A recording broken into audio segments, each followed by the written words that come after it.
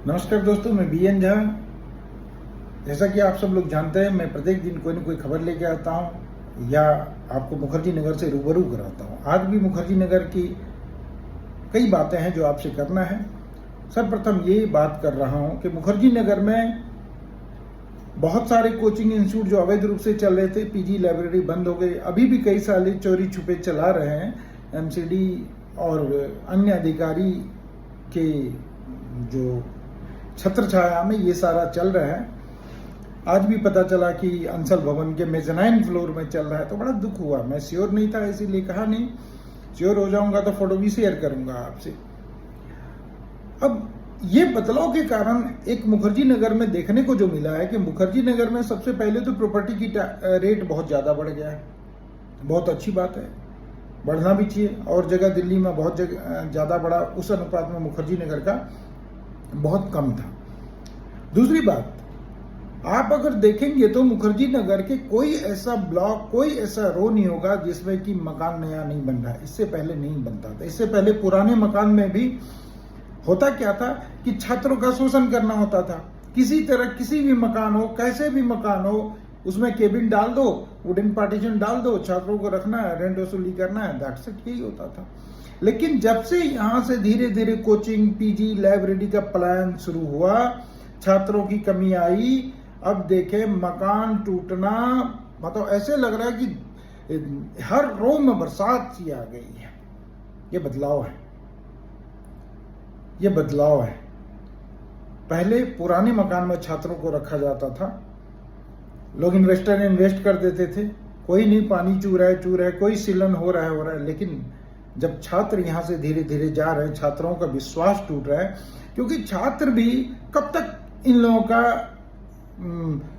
आंख मिचौली करेंगे। डेली आज एमसीडी वाले आ रहे हैं तो भाई लाइब्रेरी में आगे से ताला मार के क्लास कर लो, पढ़ लो, या क्लास में आगे से ताला मार के क्लास ले लो। आज क्लास नहीं होगी, कल क्लास होगी। बच्चे आ गए, फिर उसको कहने लगे नहीं आज फिर एमसीडी वाले या दिल्ली फायर सर्विस आना है, आज छोड़ दो। जो आते हैं अधिकारी वो भी पहले सूचना दे देते हैं कि आज क्लास मत करना, आज लाइब्रेरी में मत बिठाना। तो इन सबको पता होता है। तो इन सब पे जो रोक लगा, इससे मुखर्जी नगर में अगर आप देखेंगे तो बेहिसाब बिल्डिंग बन रहा है, और सारे पुराने बिल्डिंग फैमिली आ रही है, क्योंकि बच्चे यहां से जा रहे हैं। जो बच्चे का शोषण होता था, अब बच्चे रह भी रहे ना, तो अब घरों में रह रहे हैं। वो केबिन में नहीं रह रहे हैं, घरों में रह रहे हैं।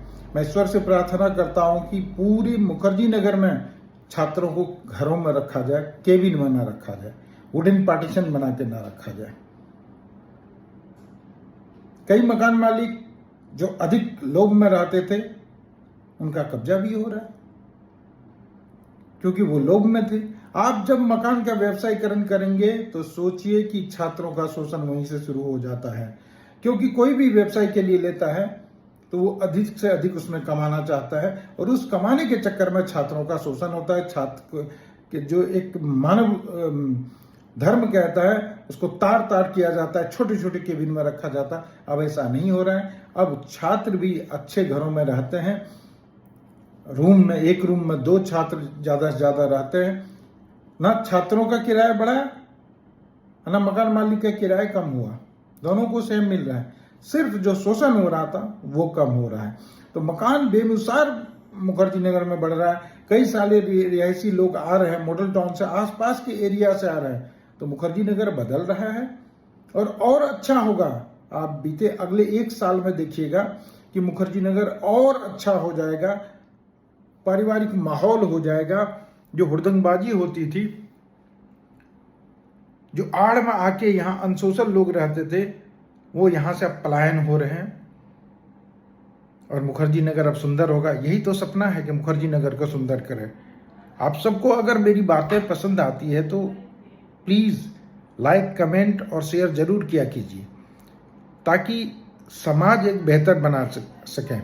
हम जो समाज को बदलने की कोशिश कर रहे हैं, उसमें मतलब मुझे लगे कि आप लोग मेरे पीठ पीछे खड़े हैं। जय हिंद, जय भारत, सत्यमेव जयते।